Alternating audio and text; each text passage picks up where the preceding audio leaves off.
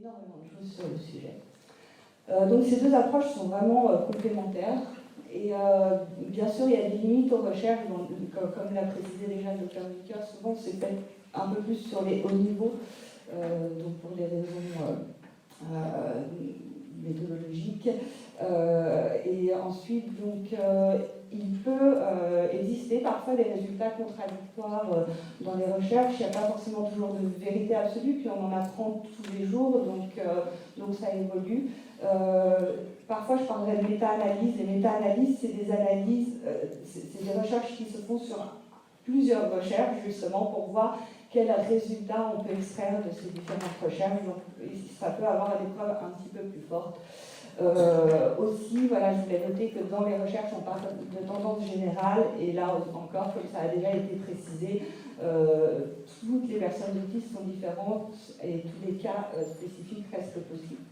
Donc la prévalence, je ne vais pas revenir trop dessus, mais effectivement, ça avait souvent été estimé à 4:1. Maintenant, on est plutôt à un ratio de 3:1. Là, c'était une méta-analyse qui avait été faite récemment. Donc pourquoi il y a plus de garçons déjà, donc il y a effectivement plus de garçons, parce qu'il y aurait certains facteurs de protection féminin. Je vais en détailler un petit peu certains, mais pas trop. Mais il y a aussi un sous-diagnostic qui avait déjà été soulevé par Lorna Wing en 1981. Et là, ça sera la plus grande partie de cet exposé, de voir pourquoi en fait, il y a un sous-diagnostic des petites filles. Donc, quels sont les facteurs de protection? Et bien, tout d'abord, on sait qu'effectivement, l'autisme a probablement une origine génétique, avec d'autres facteurs qui interagissent.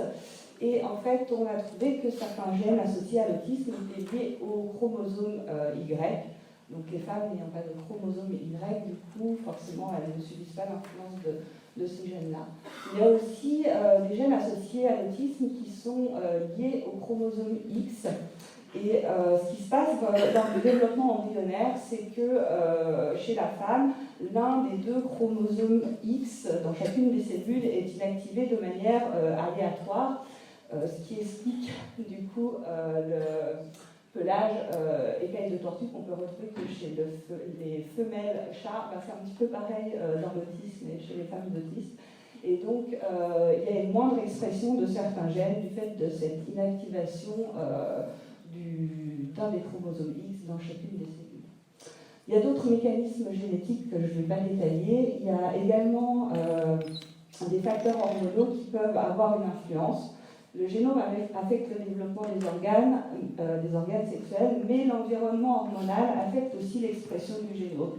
Et parfois, on avait constaté des effets différents, notamment des effets différents de la testostérone périnatale sur le développement du langage selon le sexe. En fait, la testostérone périnatale conduisait à davantage de problèmes de langage chez les garçons, alors que chez les filles, enfin selon cette étude-là, à l'inverse, c'était plutôt un facteur de protection par rapport aux problèmes de langage. Il y a aussi des facteurs environnementaux qui peuvent avoir une influence. Et là encore, alors ça c'est une étude qui a été menée chez des animaux, donc il faut voir si ça pourrait être généralisé chez les humains. Mais le stress prénatal pourrait avoir un effet différent selon le sexe du fœtus, et donc il induirait plus de problèmes sociaux et cognitifs chez les mâles. Donc à voir si c'est généralisable aux humains, encore une fois.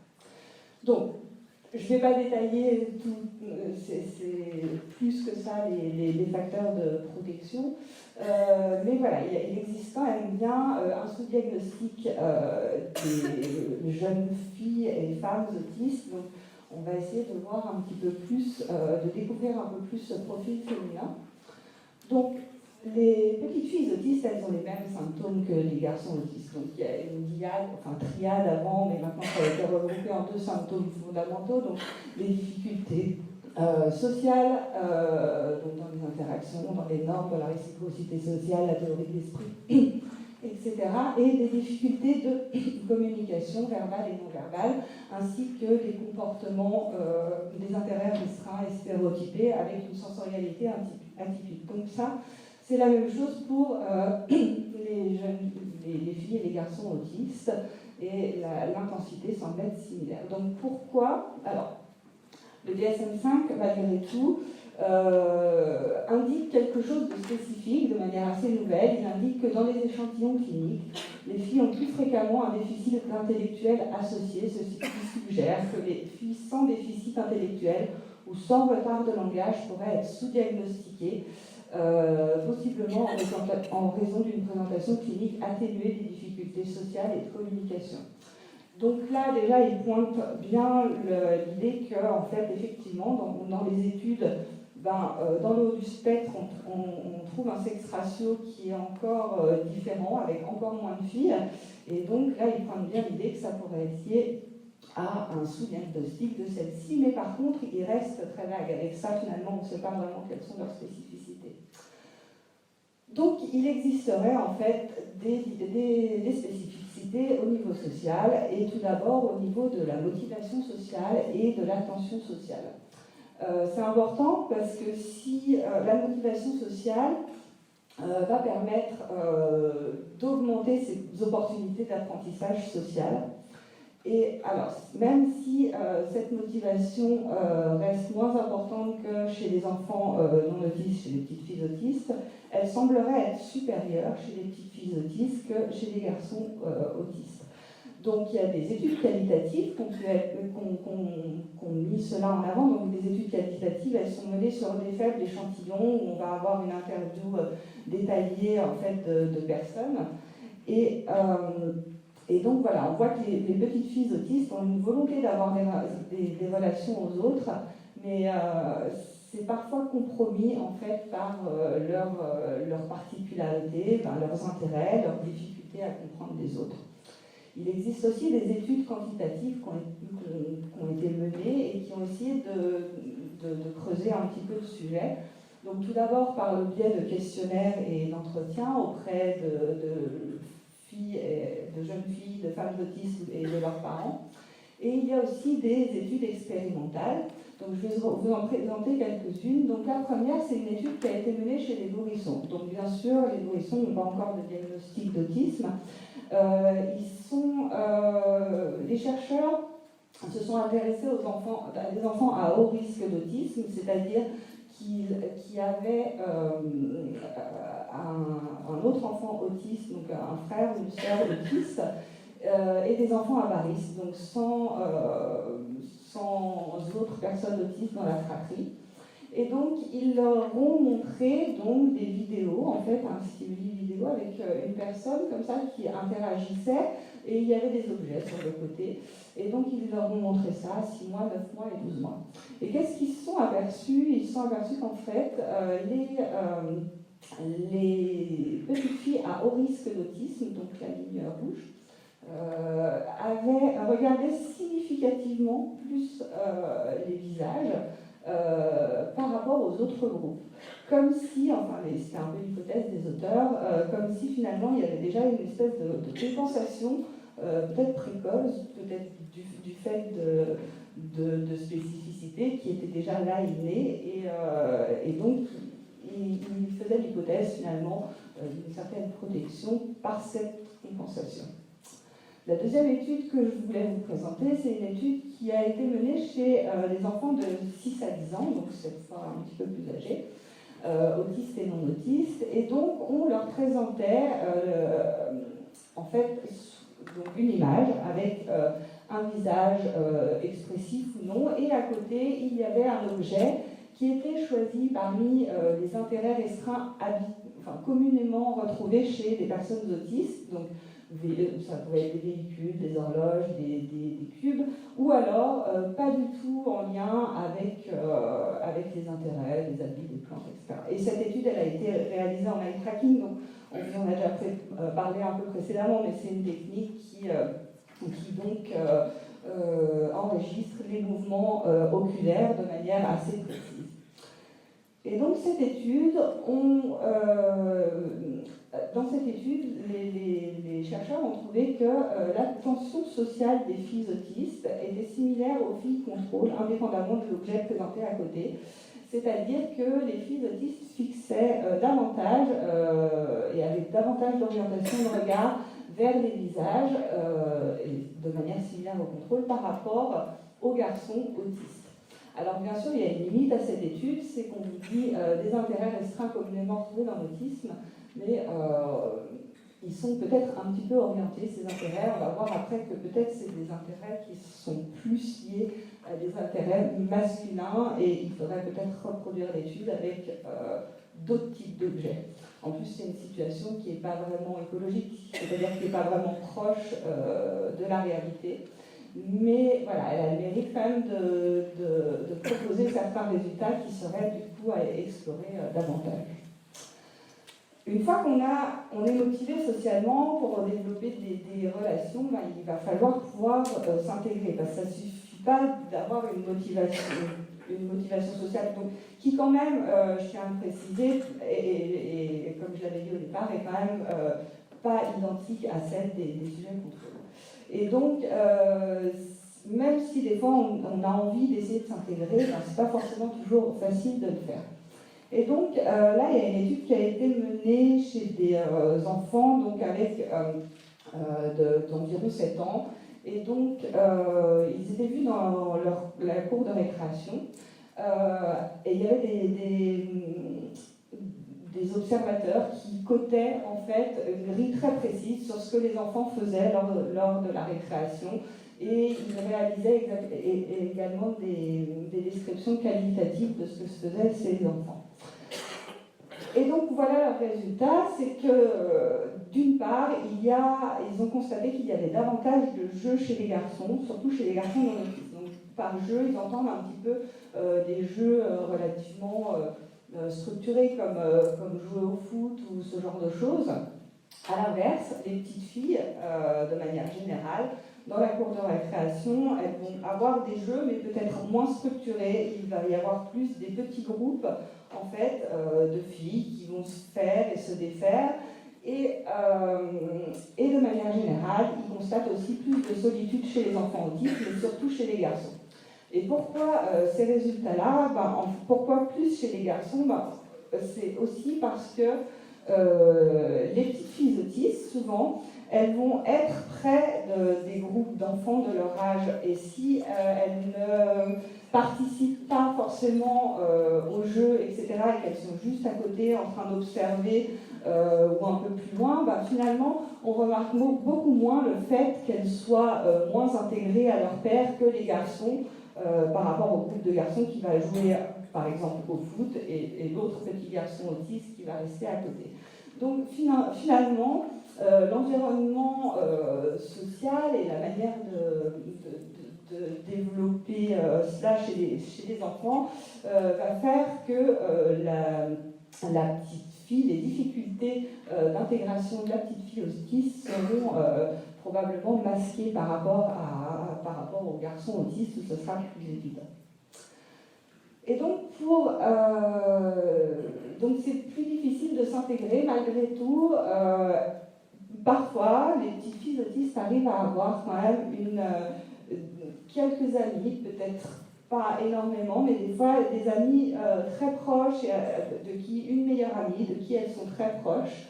Et dans cette étude, il parlait de la notion d'ambassadrice sociale, ce qui me parlait beaucoup personnellement, avec une amie finalement qui va faire le contact entre la petite fille autiste et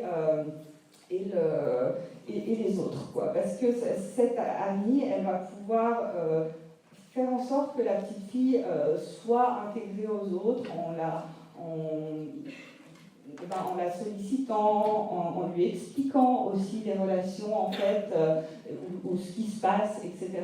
Et des fois, ça peut être très important pour cette petite fille d'avoir cette ambassadrice qui va lui faire comprendre beaucoup de choses. Donc là encore, si elles ont une amitié plus proche, peut-être qu'elles arriveront davantage à développer certaines compétences de compréhension sociale que les petits garçons autistes. Et donc on a une qualité des relations différentes, mais parfois ça peut aussi générer plus de conflits d'avoir des relations, parce qu'il y a quand même cette incompréhension globale qui persiste et qui peut générer du coup des situations compliquées. Au niveau de la réciprocité sociale, là encore, on a une étude qui montre davantage le comportement indiquant une réciprocité sociale chez les filles. Donc, c'est-à-dire pouvoir finalement un peu s'adapter et répondre à son interlocuteur. Donc là, toutes les études ne sont pas concordantes. Cette étude, elle a été faite sur la base d'une expérience, en fait, c'est une tâche de dessin collaboratif.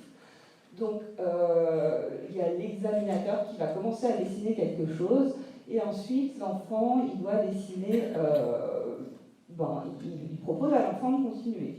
Et donc, on voit ici que l'examinateur, enfin l'expérimentateur, il commence à dessiner une maison, et l'enfant, il part sur totalement autre chose. Et à chaque fois qu'il dessine quelque chose, l'enfant, en général, part sur autre chose.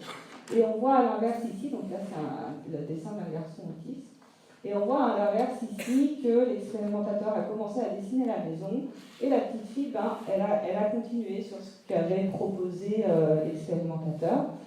Donc, ils ont fait tout un tas de mesures sur le tour de rôle, l'interaction réciproque, etc. Donc, de manière générale, je ne vais pas détailler l'ensemble des mesures. On va s'intéresser aux barres bleues, là, qui reprennent les résultats vraiment généraux des différentes mesures. Et donc, on constate que les enfants autistes ont, de manière générale, plus de difficultés de réciprocité sociale que les enfants non autistes. En revanche, on constate qu'il y a moins de difficultés chez les petites filles autistes que chez les garçons autistes. Donc plus de comportements de réciprocité chez les petites filles. Un autre point important dans les relations sociales et pour le développement de relations sociales, c'est l'imitation. L'imitation dans l'autisme, elle est souvent impactée. Il y a des travaux en imagerie qui ont pu montrer ça. Et là,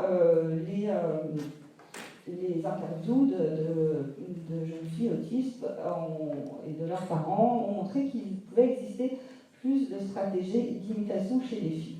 Alors, il faut faire attention parce que des fois, il y a aussi un peu une surimitation.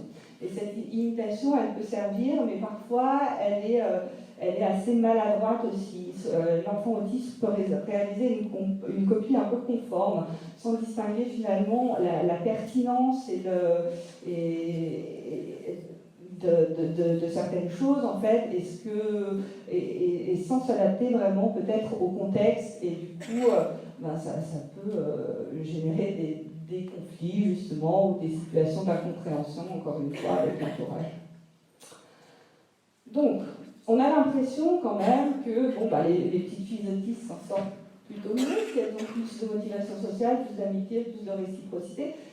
C'est pas exactement ça en fait, parce qu'il y a quand même bien ces difficultés qui sont derrière, il y a des difficultés à se faire comprendre, à comprendre les autres, donc qui peuvent générer plus de conflits, et il y a aussi des difficultés dans le fait que certaines petites filles veulent parfois avoir une relation aux autres, mais elles n'arrivent pas forcément à la construire, ce qui peut créer une certaine détresse en fait, affective chez ces petites filles.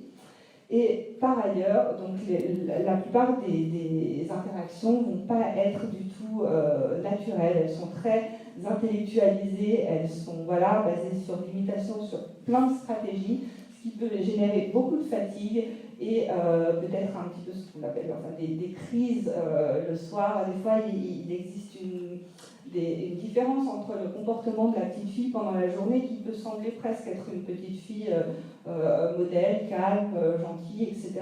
Et le soir, les parents ils ne comprennent pas, mais le soir, ça va être des colères et des pleurs, etc. Parce que juste, en fait, c'est une surcharge à la fois peut-être sensorielle et cognitive qui a eu lieu pendant la journée et qui se manifeste un petit peu en décalage le soir et quand la fille relâche tout. Donc, voilà un petit peu.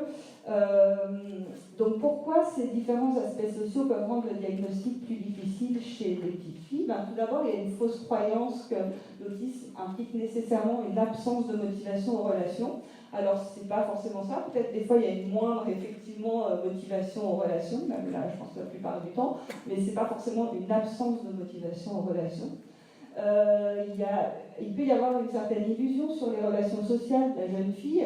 Elle semble parfois, d'un point de vue extérieur, avoir des amis ou faire partie des groupes, même si en réalité ce n'est pas le cas. Et la réciprocité sociale non absente peut suggérer que la petite fille ne peut pas être autiste. Donc, quelles recommandations on pourrait avoir pour le diagnostic? Donc, c'est bien observer les relations aux autres et interroger finalement sa compréhension des relations, se demander si elle sait vraiment initier des interactions, est-ce qu'elle sait les maintenir et évaluer sa fatigue sociale. Et pour l'accompagnement, c'est pouvoir essayer de s'appuyer sur sa motivation ou la créer, la renforcer. On peut s'appuyer sur ses capacités d'imitation, mais essayer de faire en sorte que ce soit une imitation plus adaptée, l'aider à construire des scénarios sociaux pour créer des relations, ou l'aider à trouver une amie, un repère, une ambassadrice sociale. Donc maintenant, le deuxième aspect, c'est la communication. Donc là encore, certaines études tentent à montrer que les compétences langagières des filles autistes avec un QI dans la norme seraient supérieures à celles des garçons. C'est un peu des fois ce qu'on trouve aussi dans la population contrôle. Et peut-être que les petites filles autistes ont moins de comportements communicatifs inappropriés, comme parler inlassablement de choses qui n'intéressent personne. Alors elles peuvent le faire aussi, mais peut-être un peu moins que les garçons. Et peut-être avec de meilleures capacités en pragmatique du langage, donc elles pourraient être plus discrètes.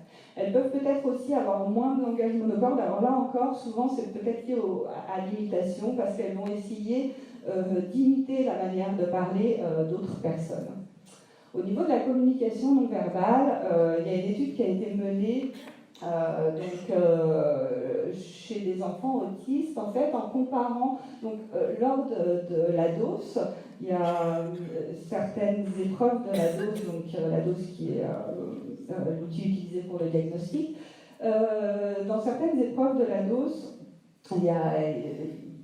on doit spécifiquement faire des gestes, etc. Et donc ça a été filmé et analysé informatiquement. Et donc l'équipe de recherche là, a pu montrer que en fait, les petites filles autistes avaient des gestes plus vifs et plus amples que les garçons autistes. Ce qui, du coup, peut donner une impression de meilleure communication non verbale. Mais malgré tout, il y a beaucoup d'autres aspects non verbaux plutôt, qui restent très difficiles pour les petites filles autistes. Donc toujours quand parler, quoi dire, comment, à quelle distance. Et les compétences en communication restent différentes de celles des enfants non autistes. Alors, je vous ai mis un exemple. Pauline Saurier, c'est une jeune femme Asperger aussi qui fait une BD. Je vous ai mis son blog à la fin qui s'appelle Ma vie d'Aspi. Alors, je ne sais pas si on arrive bien à lire, mais en gros, je pense que ça, c'est quelque chose qui arrive souvent aux personnes autistes, c'est de se retrouver finalement dans un groupe et ne pas du tout savoir avoir envie de dire quelque chose parce qu'on sait qu'on a quelque chose qui pourrait être intéressant à dire sur le sujet, mais on ne sait pas du tout quand intervenir, de quelle manière s'y prendre, et donc la conversation avance, et nous, on ne sait pas comment faire.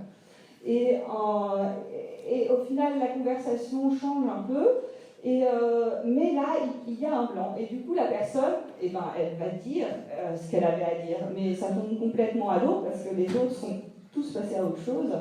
Et donc voilà, et on se retrouve finalement, là encore, c'est pas très bon pour l'estime de soi parce qu'on a l'impression que ce qu'on dit, ça n'intéresse personne et qu'on n'a pas su faire encore une fois. Donc pourquoi ces aspects communicationnels peuvent rendre le diagnostic plus difficile? Là encore, parce qu'il peut y avoir une vision stéréotypée de l'autisme qui impliquerait nécessairement un langage très stéréotypé avec un ton monocorde, et il peut y avoir une illusion de capacité communicationnelle correcte chez les petites filles autistes.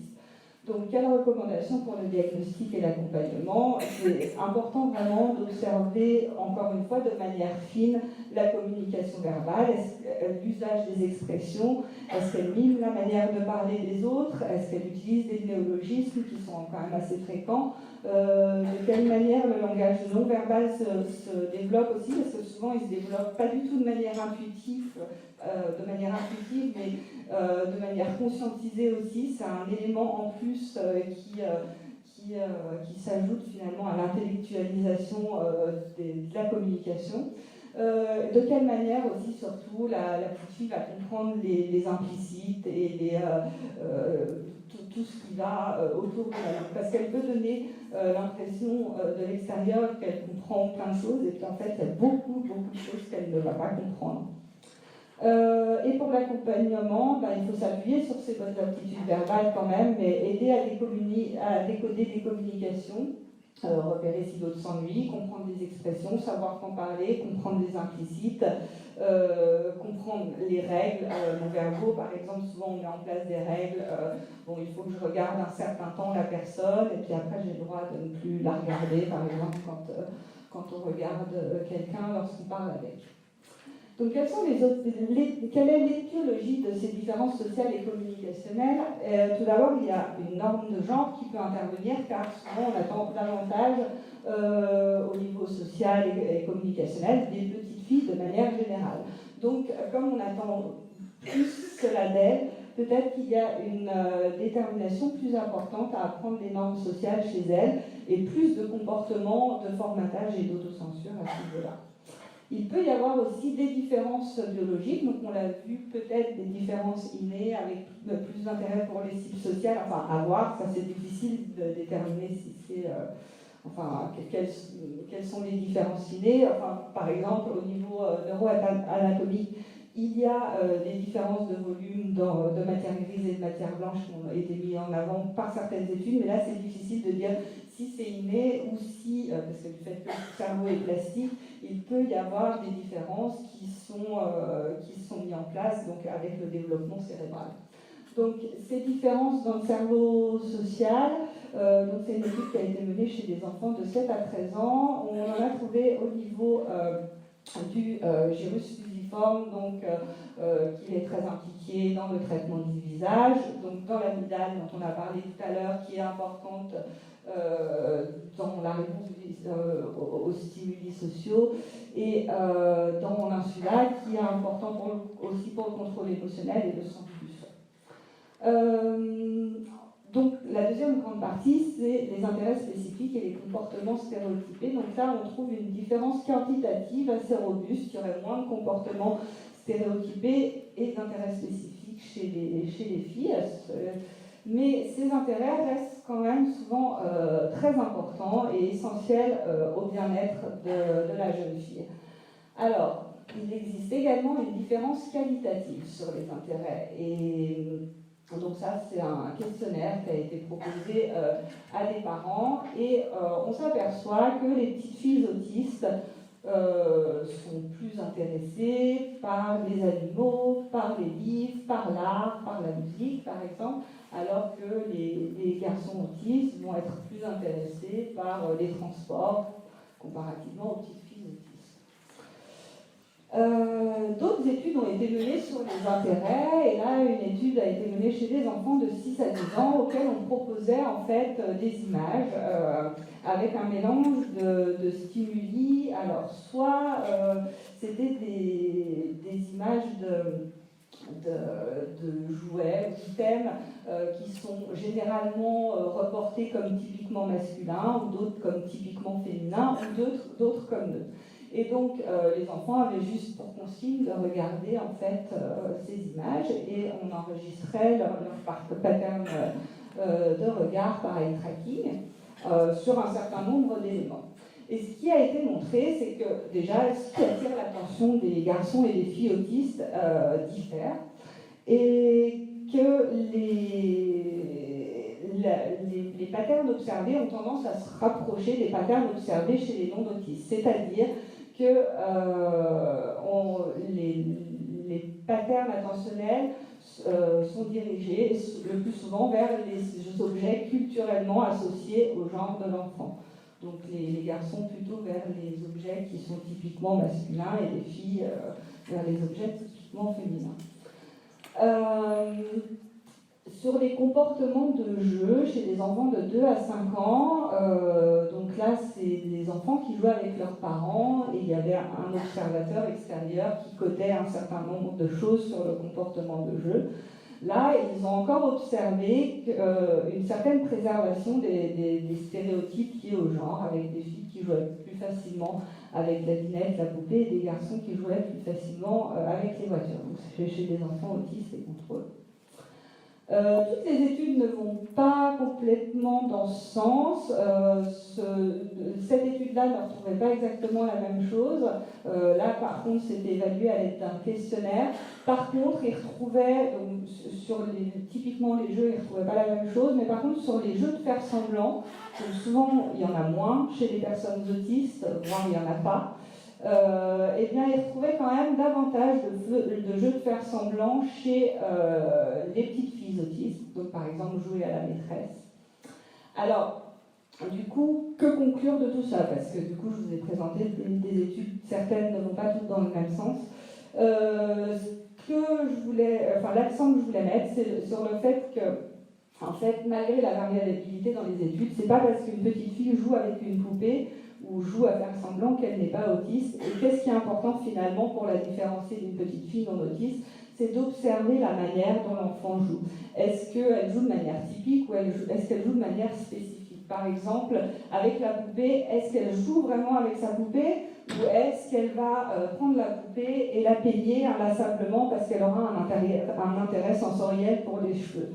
Donc ça, c'est pas forcément observé d'un point de vue extérieur. On voit la petite fille qui joue avec sa poupée et c'est tout. Et si on n'a pas un regard attentif, on ne peut pas voir que finalement elle ne joue pas de manière typique.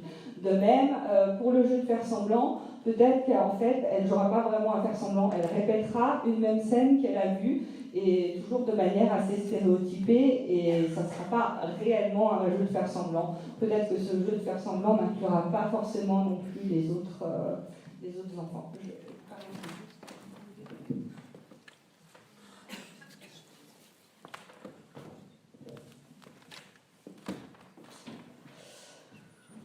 Du coup, quelle est l'origine de ces différences sur les intérêts restreints et les comportements stéréotypés? De nouveau, on a une norme de genre avec peut-être des parents qui joueraient plus facilement à des jeux de faire semblant avec les filles. Et puis, alors là, je ne vais pas renoter, mais bien sûr, sur l'orientation, sur les jouets typiquement masculins et féminins, là aussi, il peut y avoir une norme de genre qui rentre en jeu. Et il peut y avoir aussi des différences biologiques. Donc on a parlé du cervelet tout à l'heure, le docteur Bucker vous en a parlé. Et en fait, c'est important pour justement ces caractéristiques liées au comportement stéréotypé. Et donc cette zone du cervelet différencierait les garçons et les petites filles autistes. Au niveau de la sensorialité, alors là vraiment les études ne s'accordent pas. Certaines vont dire que les petites filles ont davantage de problèmes sensoriels, d'autres vont dire que les petites filles ont moins de problèmes sensoriels et d'autres ne trouvent pas de différence. Ce qui est important, c'est surtout de voir que les petites filles ont effectivement des problèmes sensoriels et qu'ils sont importants à prendre en compte. Donc là, de nouveau, c'est un extrait de la BD de Pauline Soyer. Et donc elle explique que, alors des fois c'est des choses imperceptibles aux yeux des autres, souvent, elle ne supportait pas finalement que ses cuisses se touchent lorsqu'elle portait des collants, et donc elle a trouvé une solution en mettant un caleçon, elle trouve ça beaucoup plus tolérable. Et donc souvent comme ça, on trouve des solutions qui sont parfois invisibles de l'extérieur, ou alors nos parents nous aident à trouver la solution et on résout le problème. Moi c'était quand j'étais petite, je ne supportais pas l'élastique de mes culottes et j'en pleurais, quoi. Je disais à ma mère que j'ai mal à l'élastique. Alors, en fait j'avais mal à l'endroit où il y avait l'élastique et donc j'avais trouvé la solution de mettre mon t-shirt dans la culotte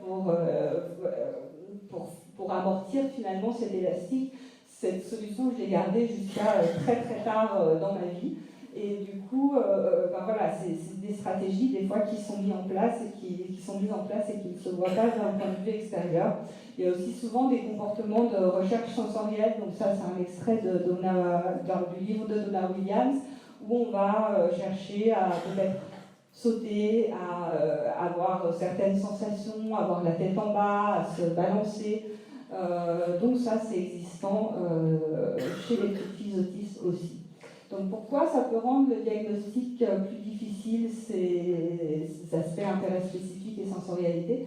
Tout d'abord parce qu'il y a une vision très stéréotypée des intérêts restreints dans l'autisme qui sont basés sur des problèmes, sur des modèles masculins. Donc souvent, on nous demande dans les questionnaires, est-ce que vous avez un intérêt pour les plaques d'immatriculation, pour les transports, pour les dinosaures? Et bon, si la petite fille n'a pas cet intérêt, elle va dire non, alors qu'en fait, elle a peut-être d'autres intérêts restreints. S'il y a moins de stéréotypie ou de maniérisme moteur important, ça rend l'autisme aussi moins visible, il y a moins de signes d'alerte. Et les difficultés sensorielles peuvent être aussi parfois vues comme des caprices et aussi les comportements de jeu peuvent être vus comme des jeux qui sont communs et donc on peut ne pas y faire attention. Donc quelle est la recommandation pour le diagnostic? C'est voir quelle est l'intensité de ces intérêts, parce qu'il faut distinguer un intérêt spécifique chez l'enfant autiste d'une passion chez l'enfant non autiste, qui peut aussi être importante, mais souvent l'intérêt il se différencie par un savoir encyclopédique, une connaissance très détaillée d'un sujet, avec une place très importante au quotidien, en fait, dans le temps que ça prend. Alors, des fois, on ne le voit pas aussi, forcément, je pense que c'est important d'interroger l'enfant, parce que parfois, il peut être omnubilé par quelque chose, mais si c'est pas si c'est pas un enfant qui manifeste beaucoup de choses, ça sera peut-être pas énormément vu. Donc, voir s'il existe des stéréotypies discrètes, parce que parfois, c'est pas des choses qui sont très visibles. Il peut y avoir des stéréotypies qu'on ne voit pas forcément. Moi, je faisais toujours comme des signes infinis avec mes doigts de pied, mais dans mes chaussures, ça ne se voit pas du tout. Il peut y avoir... évaluer aussi la manière dont l'enfant joue, les aspects sensoriels. Est-ce qu'il y a des hypersensibilités? Est-ce qu'il y a une recherche sensorielle? Et donc, il faut s'appuyer sur ces intérêts pour développer des apprentissages, y compris sociaux. Moi, j'avais le cheval, en fait, qui m'a beaucoup aidé en fait, à me développer. S'appuyer sur les intérêts aussi pour réguler les émotions et pour renforcer l'estime de soi, parce que ça peut être du coup un domaine de compétence de la personne. Il faut prendre aussi en compte les hypersensibilités pour éviter des surcharges. Au niveau du profil cognitif, alors il n'y a pas de consensus sur un profil cognitif type dans l'autisme, même si souvent les Asperger ont un meilleur quotient intellectuel verbal, les autistes typiques ont un meilleur QI performance. C'est pas toujours le cas non plus.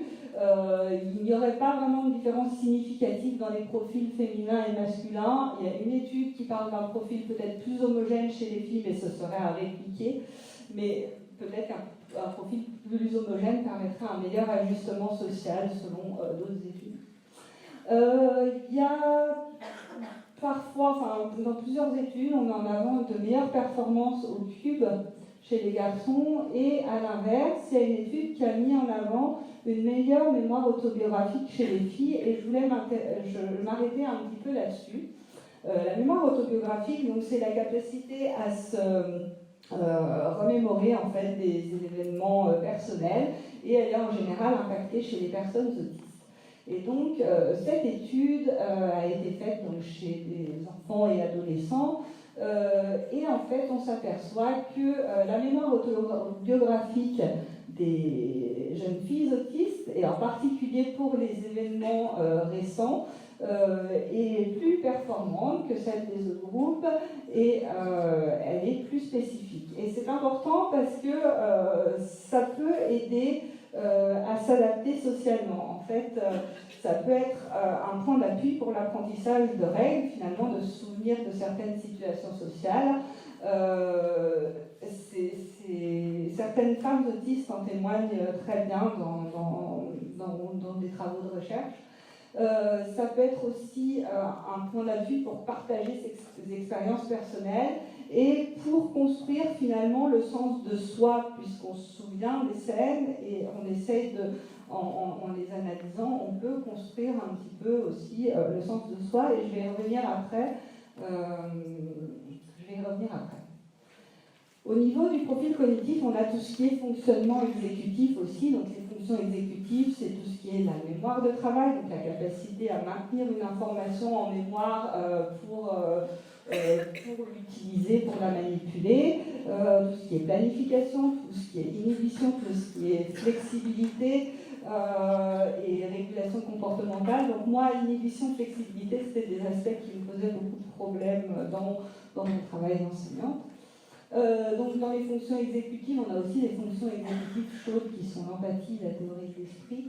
Donc ces fonctions exécutives, elles font partie, elles sont gérées par le lobe frontal qui se développe progressivement au cours de l'enfance et de l'adolescence. Donc il faut savoir que le cerveau mature de l'arrière vers l'avant et que c'est des fonctions qui se développent le plus tardivement. Et elles influencent le comportement adaptatif et les compétences sociales. Et elles sont donc impactées dans l'autisme de manière variable. Donc on retrouve au niveau du fonctionnement exécutif, on retrouve en général un meilleur fonctionnement exécutif des filles sur les tests. Alors pas surtout, mais surtout au niveau de la flexibilité. Il semble qu'elles arrivent mieux à gérer la flexibilité. Et parfois il y a une différence sur l'impulsivité, l'hyperactivité, et ça, à l'inverse, les filles sont moins impulsives que les garçons. Donc il n'y a pas de différence sur les autres points. Mais il y a une étude qui a été réalisée de manière un peu plus... qui n'a pas été réalisée à la base de tests, mais d'un questionnaire qui a été donné notamment aux parents de ces petites filles autistes. Et là, à l'inverse, ils ont montré que le comportement serait plus impacté chez les filles au quotidien. Alors, est-ce qu'il est plus impacté ou est-ce qu'en tout cas, il peut exister une différence entre ce qu'on observe dans les tests et au quotidien? Ce que je voulais mettre en avant ici, c'était qu'il était important en fait d'évaluer aussi la petite fille dans son quotidien et pas uniquement par des tests.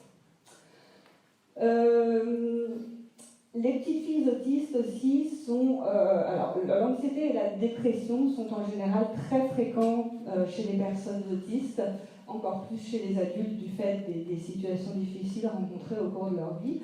Et en général, les filles autistes ont plus de problèmes internalisés, donc comme l'anxiété et la dépression, et les garçons plus de problèmes externalisés comme le TDAH.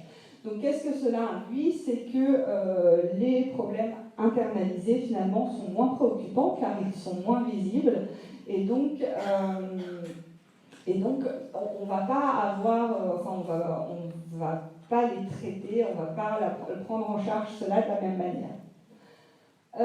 Donc pourquoi cet aspect peut rendre le diagnostic difficile? C'est parce que l'absence de comportement problématique externalisé alerte moins. Et les troubles internalisés, à l'inverse, passent parfois inaperçus. L'enfant, elle est vue comme calme, discrète.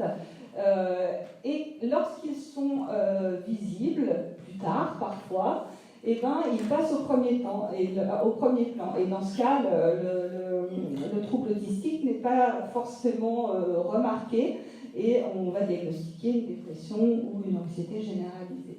Donc c'est important aussi d'évaluer l'anxiété de la petite fille qu'elle ne manifeste pas forcément toujours au premier abord, évaluer aussi des aspects dépressifs et l'origine des symptômes anxieux et dépressifs. Et pour l'accompagnement, c'est important de pouvoir identifier les situations qui peuvent générer de l'anxiété ou des pensées négatives et développer des ressources pour gérer tout cela. Alors, juste un petit point sur le camouflage.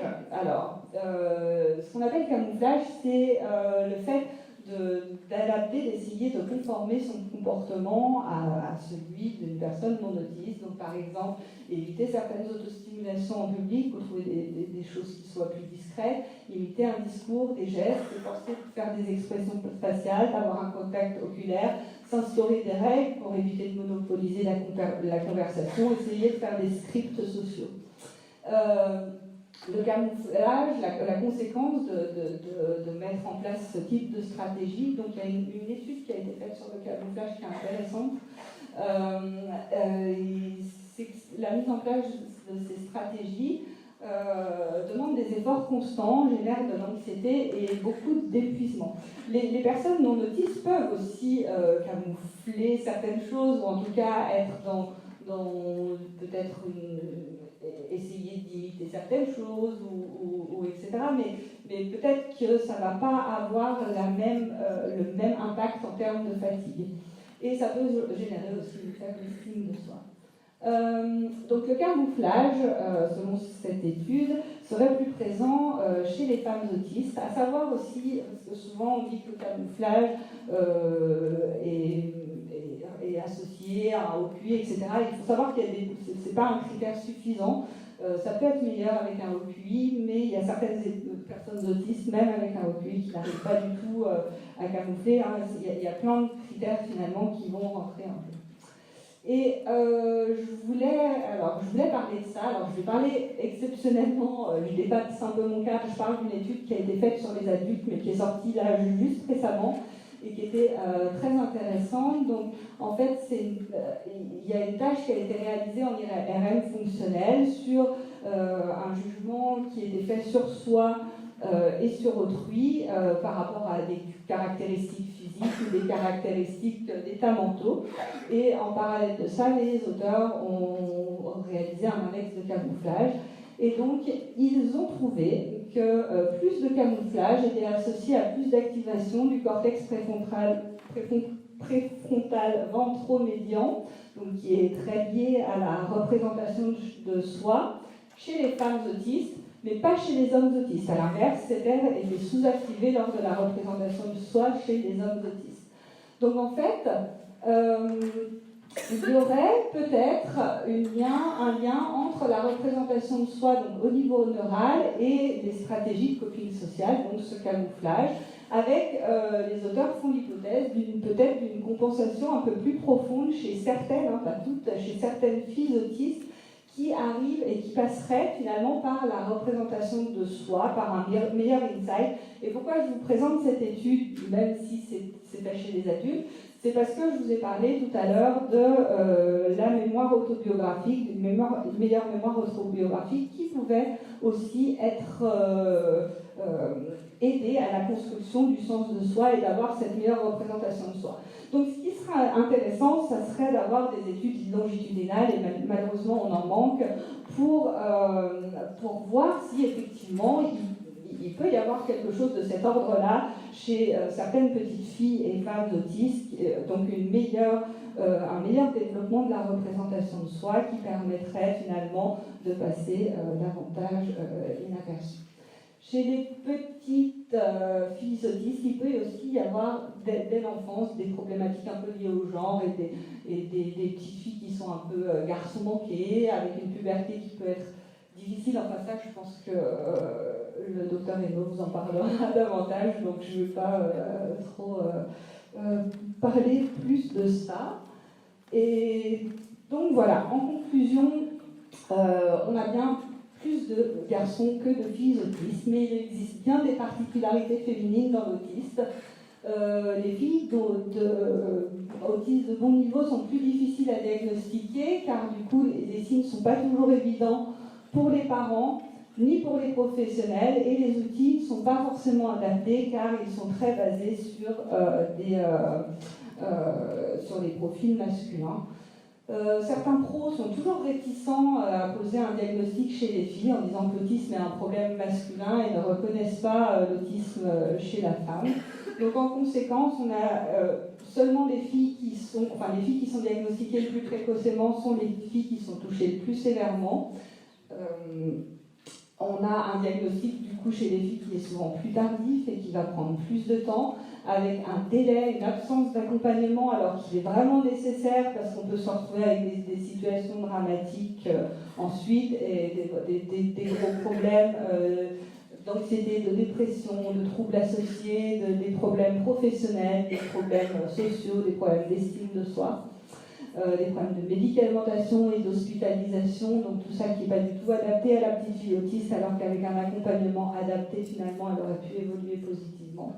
Donc il faut toujours garder à l'esprit, malgré tout, que l'on parle de tendance, il n'y a pas de profil typiquement féminin ou typiquement masculin, faut être à l'écoute et ne pas avoir d'idées préconçues. Donc, quelles sont les perspectives au niveau des outils? L'API et la DOS restent des outils valables pour le diagnostic, mais parfois ils manquent de sensibilité, donc il faut peut-être un petit peu aller plus loin et compléter avec des entretiens cliniques détaillés et d'autres outils.